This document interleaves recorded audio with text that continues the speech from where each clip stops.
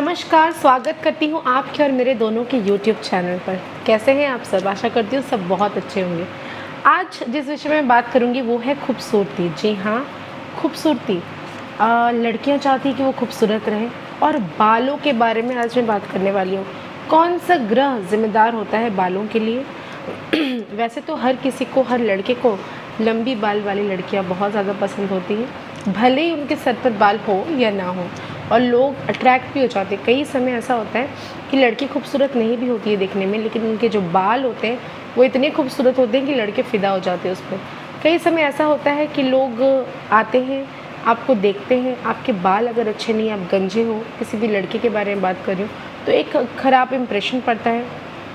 बाल की विशेषता, बाल जो है हमारी खूबसूरती में चार चाँद लगा देते हैं। जी हाँ, तो खूबसूरती का जो सबसे पहला राज है वो तो ये कि आप हमेशा खुश रहें, बीमारी आपसे ऐसे ही दूर रहेगी। इसके अलावा आपके जो बाल हैं वो आपकी खूबसूरती को बहुत ज़्यादा बढ़ा भी देते हैं। कौन सा ग्रह जिम्मेदार है, किन उपायों को आप करेंगे कि आपके बाल और भी ज़्यादा खूबसूरत दिखने लगेंगे और जो भी समस्याएं बाल को लेकर है वो दूर हो जाएगी। तो आज मैं इस विषय पे बात करूँगी। वैसे कुछ चीज़ें मैं आपसे डिस्कस करना चाहती हूँ। कुछ दिन पहले की बात है, ये मुझे बोलना तो नहीं चाहिए पर फिर भी मैं बताऊँगी, क्योंकि ये जो है टॉपिक ऐसा है कि मैं चाहती हूँ कि मैं आप सबसे ये बात डिस्कस करूँ। कुछ दिन पहले एक महिला आई थी मुझसे मिलने के लिए, अपनी कुंडली दिखाने के लिए अपने हस्बैंड के साथ। तो मैंने उनसे एज़ यूजुअल उनका डेट ऑफ बर्थ वगैरह मांगा, तो उन्होंने इनकार कर दिया। उन्होंने कहा कि नहीं, मैं डेट ऑफ बर्थ नहीं दे सकती, आप मुझे टैरो रीडिंग करके आप प्रेडिक्शन कर दीजिए। तो मैंने बोला कि ठीक है, कोई प्रॉब्लम नहीं, कोई दिक्कत नहीं है। तो मुझे लगा कि शायद उन्हें नहीं पता होगा कि उनका डेट ऑफ बर्थ क्या है। तो वो वॉशरूम जाने के बहाने मैं अपनी बेटी को बोली कि उनको लेकर जाओ, उनको वॉशरूम जाना है। तो मेरी बेटी को उन्होंने कहा कि मैम को मैं लिख कर दे रही हूँ, ये डेट ऑफ बर्थ है, थोड़ा दे देना, क्योंकि मेरे हस्बैंड जो बैठे हुए हैं तो हस्बैंड को नहीं पता है कि मेरा ओरिजिनल डेट ऑफ बर्थ क्या है। मैं उनसे 4 साल की बड़ी हूँ, तो ये बात अगर उनको पता चल जाएगी तो ये दिक्कत हो जाएगी। तो मुझे ये पता नहीं था। फिर मेरी बेटी जब आई तो मुझसे उन्होंने कहा कि मैम, मम्मी एक बात बताना है, आप थोड़ा आइएगा क्या?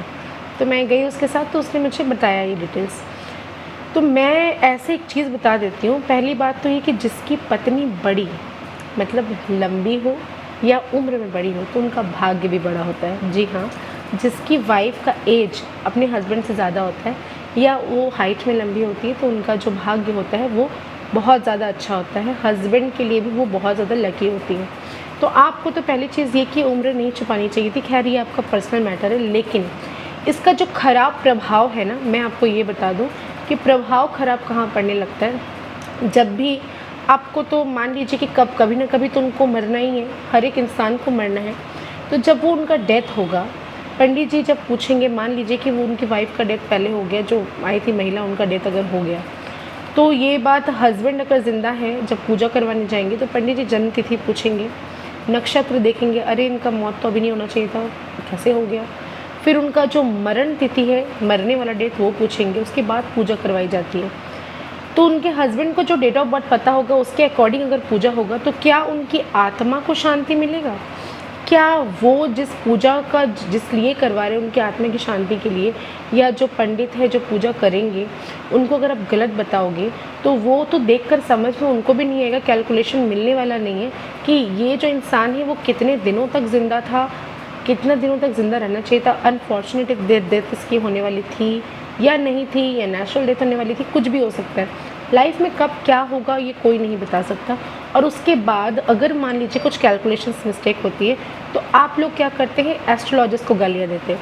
तो ये चीज़ तो पहले ये समझ लीजिए कि आप गलत इन्फॉर्मेशन जो आप फैला के रखते हैं घर पर भी, ये आपको करनी नहीं चाहिए। जो है जैसा है, चाहे वो पति हो चाहे वो पत्नी हो, अपना जो पर्सनल इन्फॉर्मेशन है एकदम डंके की चोट पर कहिए कि मेरे 2 बच्चे हैं, मैंने तुमसे शादी की है, हाँ मेरा डेट ऑफ बर्थ जो है, मैं तुमसे 4 साल की बड़ी हूँ, आपको जो करना है आप कर लो, मैं कहीं नहीं जाने वाली, मैं आपके साथ ही रहूँगी, मैंने तो कभी किसी चीज़ में कमी की नहीं है।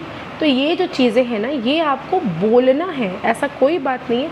जो चीज़ें हो चुकी हैं, गलत इन्फॉर्मेशन देकर अपने अगर शादी कर लिए, कई समय अरेंज मैरिजेस में ऐसा होता है, लेकिन मैं ये बताना चाहती हूँ कि ऐसा जब अगर हो चुका है, जो अभी भी छुपा कर बैठे हो, तो अपना डेट ऑफ बर्थ वगैरह कम से कम हस्बैंड वाइफ के बीच में ये सीक्रेट कम से कम नहीं होनी चाहिए। भले ही आप घर वालों को बताओ या ना बताओ, आपके बच्चे हैं, बच्चों को बताओ, हस्बैंड को बताओ, कोई दिक्कत नहीं है। तो ये जो चीज़ है ना, ये बहुत ज़्यादा इम्पॉर्टेंट है। तो चलिए मैं बालों के बारे में आती हूँ। तो मुझे ये चीज़ थोड़ा खटका, तो मैंने ये शेयर कर दिया। खैर अभी मैंने उसको फिर फ़ोन करके मैंने बताया भी कि तुम ऐसा करो, और मेरे कहने पर टचवुड उसने ये काम किया। मेरे पास ना ऐसे काफ़ी सारे लोग आते हैं जो सिर्फ मिलने के लिए आते हैं, मतलब उनको ऐसा लगता है कि वो मुझसे मिलते हैं तो उनका जो ऑरा है वो और ज़्यादा क्लियर हो जाता है, पॉजिटिव चीज़ें उनकी लाइफ में होने लगती है। रोते हुए अगर मेरे पास कोई आता है ना, तो मैं उसे हंसते हुए घर भेजती हूँ। जी हाँ, ये चीज़ आप मिला लीजिएगा, और जो आते हैं उनको तो पता ही है ये चीज़। तो अपने आप को स्वस्थ रखना बहुत ज़्यादा ज़रूरी है। बीमारी आपके आसपास भटकेगी नहीं अगर आप खुश रहते हो। आपके अंदर से नेगेटिव चीज़ें अगर चली जाती है, कुछ है ही नहीं, ऐसी कोई बीमारी नहीं जो आपको टच करके चली जाए। आपको हमेशा खुश रहना है, हमेशा स्माइल करिए, भले पैसा हो ना हो, कोई तकलीफ़ है तो उसको थोड़ी देर के लिए भूल जाइए। आप अपने आप को खुश रखिए। अगर आप खुश रखेंगे ना, बीमारियाँ खुद ब खुद चली जाएगी, नेगेटिव चीज़ें आपकी लाइफ में घट ही नहीं सकती है। तो आज जिस विषय में बात कर रही हूँ, चलिए मैं आती हूँ अपने बालों के बारे में बात करने के लिए। तो फिर अब ये बता दूँ कि हर एक चीज़ हमारी कुंडली से ज़्यादा अफेक्टेड होते हैं। हमारे जो बाल अच्छे होंगे, ख़राब होंगे, हमारा हाइट शॉर्ट होगा, लंबा होगा। कई समय ऐसा होता है कि पेरेंट्स एक जैसे होते हैं, बच्चे उनकी तरह नहीं होते, देखने में भी नहीं मिलता उनका कुछ भी। तो इसका मतलब ये थोड़ी नहीं कि उनके बच्चे ही नहीं हैं, बच्चे हैं उनके, लेकिन फिर भी कभी कभी ऐसा होता है वो उनकी कुंडली की वजह से होता है। तो इसमें कोई दिक्कत नहीं। कुंडली इसलिए बताती हूँ कि डिटेक्शन करवा लेना चाहिए साल में एक बार। जनवरी के महीने में स्टार्टिंग में ही आप अपनी कुंडली दिखाइए, 1 साल का प्रेडिक्शन लीजिए, आप अपने 1 साल के उपाय करें ताकि लाइफ में किसी भी तरह की अघटना जो होता है ना, वो ना हो लाइफ में। बालों को जो खूबसूरत बनाता है, बालों का जो कारक होता है वो होता है शनि। जी हाँ, शनि जो है वो बालों का कारक होता है। आप अगर मान लीजिए कि कई समय मतलब घरों की वजह से भी आपके बाल जो है वो ख़राब होते हैं, मतलब कहीं आपका जन्म हो गया ऐसी जगह पर जिनकी माता पिता की कुंडली में अगर दोष है, तो बच्चों के बाल समस्या देना शुरू कर देंगे। गलत घर में अगर कुंडली में शनि बैठा है तो भी ये आपको ख़राब बाल देगा।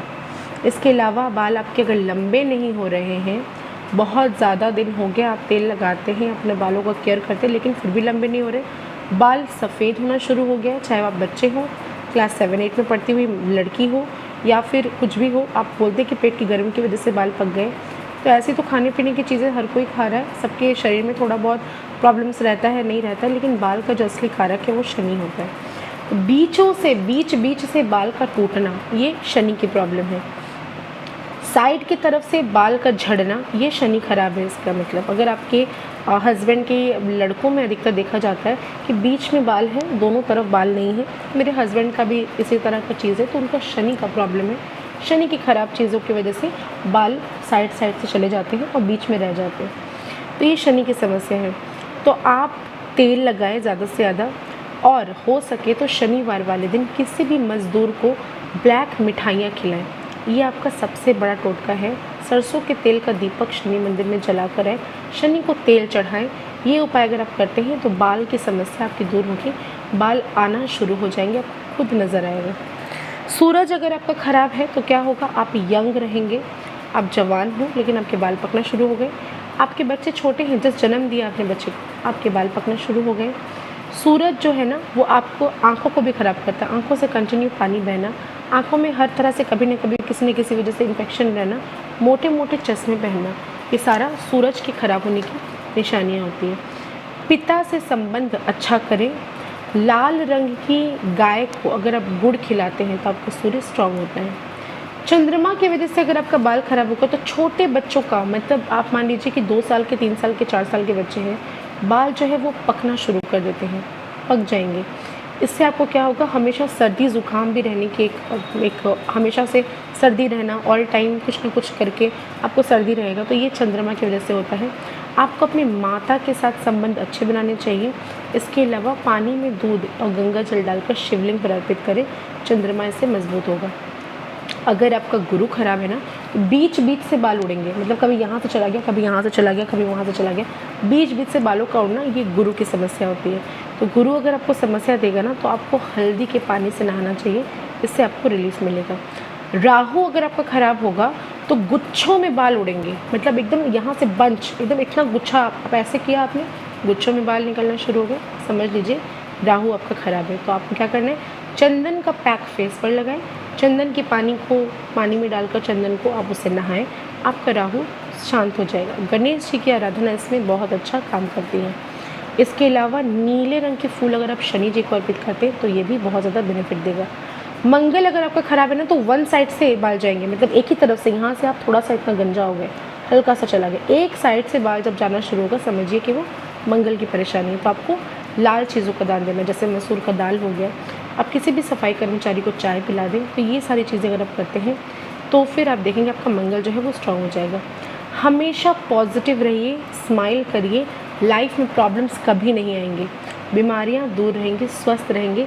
आप ऐसे ही स्वस्थ रहेंगे तो खूबसूरत बन जाएंगे। जो भी आपके मन में है वो सारी चीज़ों को लेकर ज़्यादा मत सोचिए, ओवर थिंकिंग करके कोई फ़ायदा नहीं है। जो भाग्य में लिखा है वो ज़रूर होगा और अच्छा ही होगा। इस विचार के साथ आप सभी की मनोकामना पूर्ण हो, इस विचार के साथ आज का वीडियो मैं यहीं पे समाप्त करती हूँ और आप सभी से इजाज़त लेती हूँ। तब तक के लिए धन्यवाद और मेरे चैनल को ज़्यादा से ज़्यादा लाइक करें, शेयर करें और सब्सक्राइब करना बिल्कुल ना भूलें। Thank you.